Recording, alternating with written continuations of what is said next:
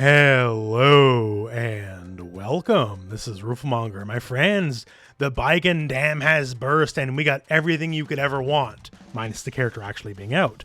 We have the trailer, we now have the official character guide out, so let's talk all things Baiken. If you're unaware, some Baiken stuff leaked a little bit ago, and basically this effectively forced Arc System Works' hand, as now in response to the leak they dropped both the character trailer and the character overview guide in the same day at the exact same time.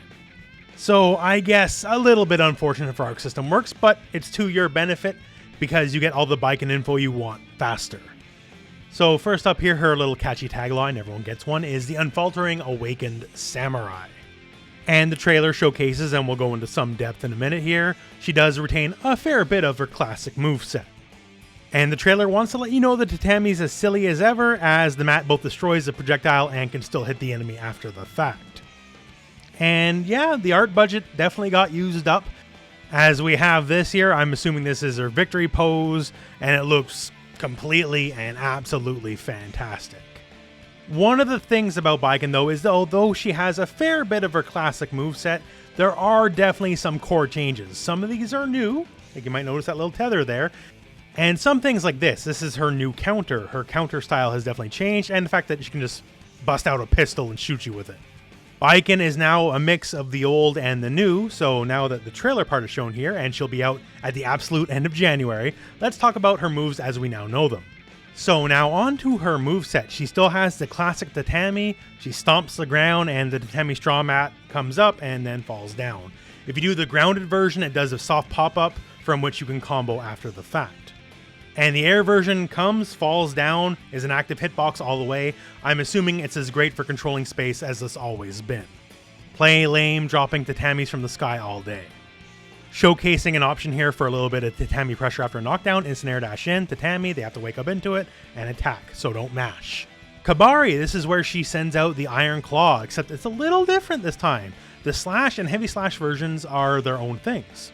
Slash version now has a bell on it, and it ties you to your enemy, and your enemy to you. While this is up, you basically have to be within a set distance of each other. If you try to get away, it pulls you in. This effect occurs on hit or on block, so if it connects in any way, shape, or form, you guys are now stuck together. So great for trying to keep Axel or Happy Chaos close to you when they don't want to be. Conversely, maybe you don't want to do it so much against Potemkin.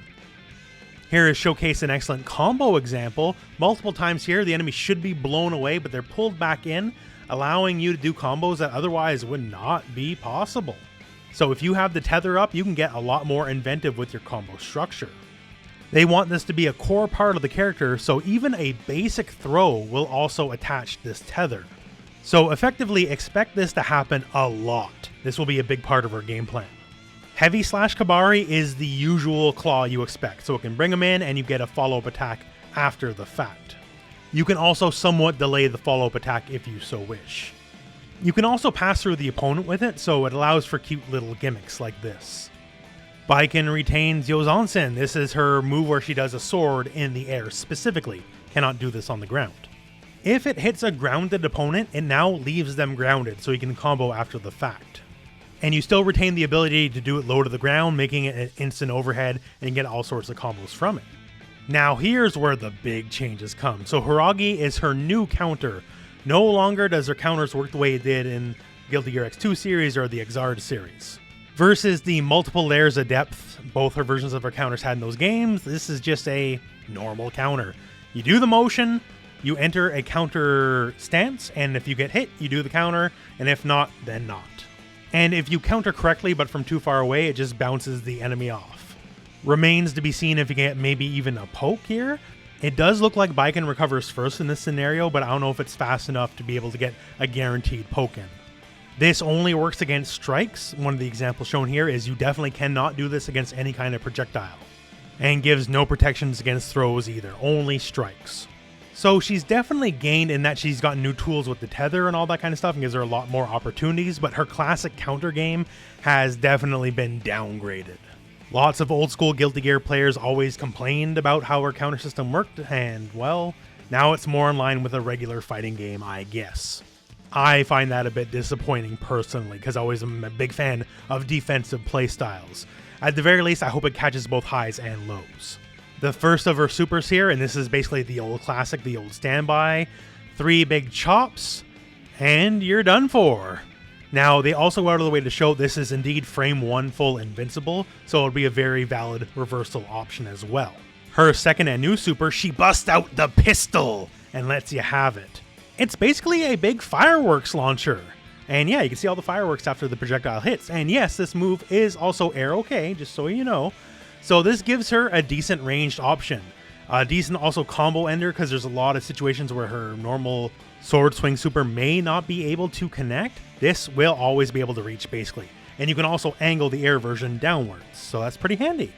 So Baiken seems to retain a lot of her pretty decent normals, a lot of her pretty decent pressure. The tether, I feel, will be the absolute defining part of this character. I do lament a little bit the loss of her defensive game plan.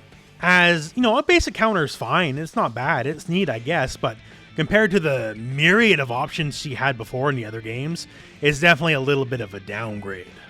But while she lost some depth in the counters, the whole tether mechanic is definitely going to be pretty crazy, so I guess we'll have to see where that goes. Now, on top of all this, we have some news from the website. So Baiken, after her changes, is now listed as an easy-to-use character, so 4 out of 5 in terms of easiness. And her little story blurb here is, wielding her opponent's strength as her own, the unfaltering awakened samurai.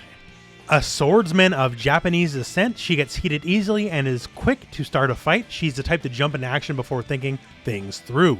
She sticks to her principles and doesn't back down from a disagreement until it's settled. However, she can still acknowledge when the other party is in the right.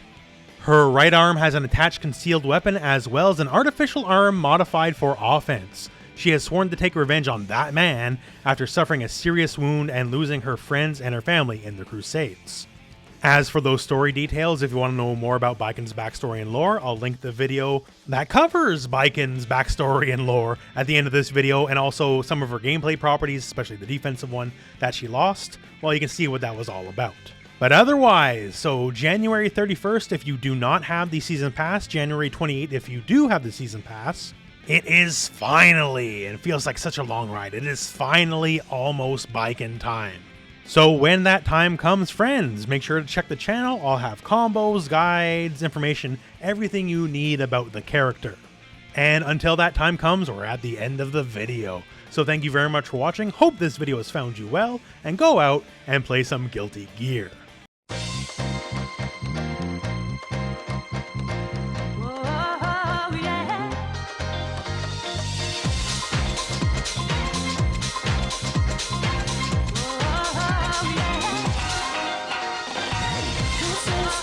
Love me.